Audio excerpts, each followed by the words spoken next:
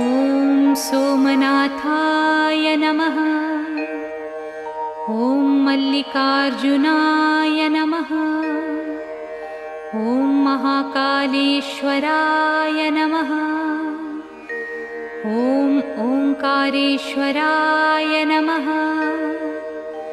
ॐ वैद्यनाथाय नमः।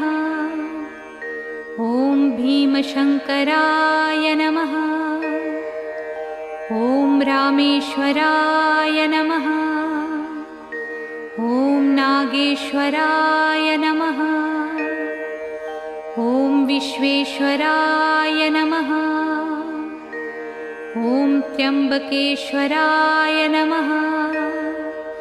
ॐ केदारेश्वराय नमः। ॐ भुस्मेश्वराय नमः।